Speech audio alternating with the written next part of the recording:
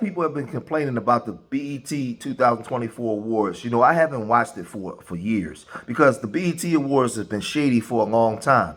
Well, this year they hit an all-time low. It was just a whole bunch of just effery and foolishness going on, and black women are complaining about it. They're complaining about their image being tarnished, and BET, which is not owned by black people, is using it as a weapon against our community. This year, they decided to give a tribute to OJ Simpson, who passed away about 2 months ago. And in that tribute, a lot of people was upset. The black community was okay because he was found not guilty by a jury of his peers.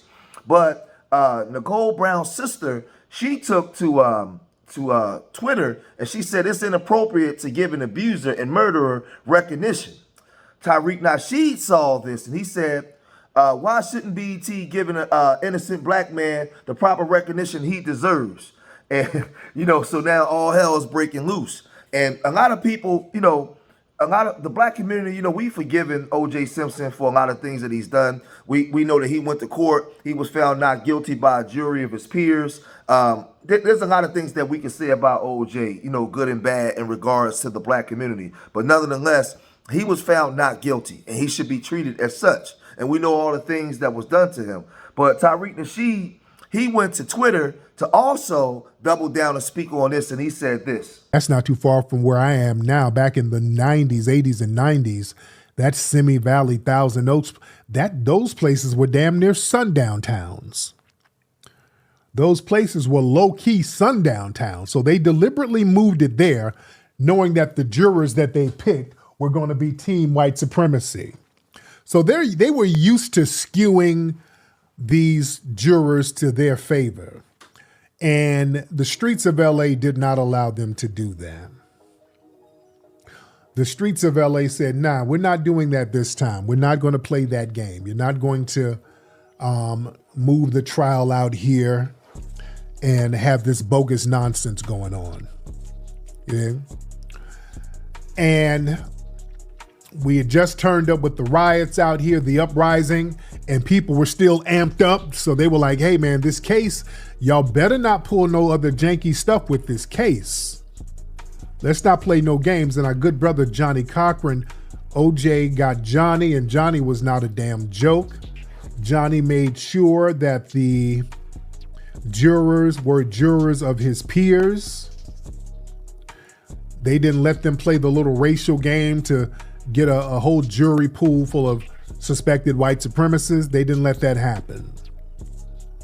And it was about to get cracking if they tried that nonsense out here. The streets were so ready. Man, the streets were so ready for the bullshit. They were just ready for the prosecutors to pull something slick. So the case went down and there were a lot of lies being told. At the time, we didn't really have the internet like that. So all of the information about the OJ trial, we got from the white media, and it was very much slanted. They were on there lying their asses off. Everything was anti-OJ, and they understood something. The whole OJ did it narrative, that was the moneymaker. Telling the truth about what happened, what really happened, most likely they knew that the killers would probably be people who were associated with Ron and Nicole and all of the other shiesty people that they were around. Ron and Nicole, those people were surrounded by shiesty people. They were surrounded by criminals. They never tell you this. This is why in the first trial, they didn't have none of Ron and Nicole's friends on the stand because they knew Johnny Cochran and those guys would eat them alive because most of their friends were criminals. One person who's desperately trying to get at Tariq Nasheed for a debate because he got smashed a couple of weeks ago on Twitter by Tariq Nasheed in a conversation that went back and forth is Fresh and Fit, aka also known as Fresh and Funky, Myron Gaines. He took to Twitter And he talked about how they have a bigger platform than Tariq Nasheed, and why would I pay you for a debate? It was just a whole lot of stuff. So he went on a post, and he went and said something like, BET shouldn't recognize him because he violently murdered 2 innocent people. Did I add, he decapitated his ex-wife, he physically assaulted on several occasions. This isn't a race thing, it's a criminal thing. I don't care if OJ was white, black, or green. The only reason he was found innocent is because the prosecution lost the case. The defense did not win. OJ was able to capitalize on the perfect storm of the Rodney King beatings, LA riots, and a Black Panther on the jury. This guy's crazy. Racist detectives and an all-star legal team, and the media to get him not guilty charge, but everyone knows he killed his wife. He even wrote a book and did an interview where he described a hypothetical if I did it. Everyone knows OJ committed this murder, Tariq. And this guy, man, coming in from wherever Sudan or Africa somewhere, man, we know his MO. We see people like him that get let into the US now. They're not like the old guard that will come in and join our struggle and our fight. He represents the other side. You know, so he also said this on his Fresh and Funky podcast. Check this out. Comes back to the fact that women in general can't handle the truth, especially when it hurts their feelings or reveals unflattering realities about how women actually behave and mate select. The thing is that what women are attracted to, right, versus what they're aroused by are two different things. And the things that arouse women are politically incorrect. If I told a guy, be somewhat toxic, don't text her back all the time, have other girls, ignore her at times, don't give her all your attention, this would be considered toxic advice. However, this is arousing to a majority of women. There's a reason why they say nice guys finish last. And the reason why we don't tell women the truth is because we want to have sex with you guys. This is why men rarely, if ever, tell women the uncomfortable realities of what y'all really do. Sim culture. The makeup industry exists so that you guys can be more attractive and compete against each other for the best men. Whether you want to accept it consciously or subconsciously, it is the main reason why girls do surgery, get BBLs, keep their hair long, wear makeup, etc. Your entire industry is predicated on female beauty, which is to attract men. So once again, Myron Gaines is a negative tether that's jealous of us here. He comes here and he basically talks down because he failed in his country. And you can turn around and look at where he comes from and the people that he comes from. And you got to remember, he doesn't like us anyway. It's a lot with him.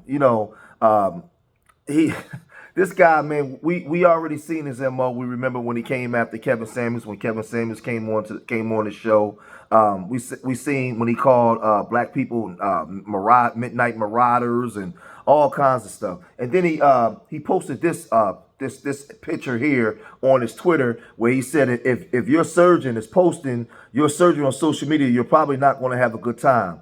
Blank N-words doing blank as usual and want praise for doing blank. They are supposed to do. Shaking my effing head. So this was another image of him disrespecting black people. Like you never see him now. When he says that it's not about race, black, white, whatever, you never see him say anything about the W Society. He never says anything about the Arab. Nothing about nobody else. He only says it about us because it's profitable, because the U.S. government allows everybody to say something about us, even though our image is supposed to be protected. It's supposed to be protected under the amendment. But these people can come here and they can say anything. I bet you he won't say nothing about the small hats at all because he know what the punishment will be severe. But him, as an immigrant, he can come here and make the statements that he made and he gets no punishment for it. But Tariq, y'all remember when Tariq also said this? Myron, he put up a tweet. They want to challenge me to a rematch. Him and some other white supremacist guy. Hey, Tariq, let's do a debate with this guy, and then you can choose your guy, and let's do a debate and whoop-de-whoop. And I'm like, sure, we can do that, but y'all gonna have to break bread. Y'all gonna have to break bread. Y'all gonna have to. That one's gonna cost. All right. If we're gonna set up something, you're gonna have to break that bread. Because what happens is when you wash one of these white supremacists in an impromptu debate, you beat them fair and square. So what they need to do is set up some troll material. So they want to set up a debate on their terms so that they can have all the troll material ready to distract and hide behind. So if you want to do that, you're going to have to break bread. So now they're trying to back out. And Myron, I know you guys are in here somewhere. What's up, Re-Ups? I see you, brother. I know you guys are in here, Myron. I know y'all in here. I know y'all listening. Y'all gonna have to break bread. I'm not gonna spank y'all for free no more. I've given out free whoopings already. I'm not gonna keep whooping people for free. Y'all gonna have to break bread, and I will. Y'all break bread. I get the person of my choosing. Probably I would get Jason Black or somebody. That would be somebody good. You dig? And then we'll get in there and toss it up a little bit.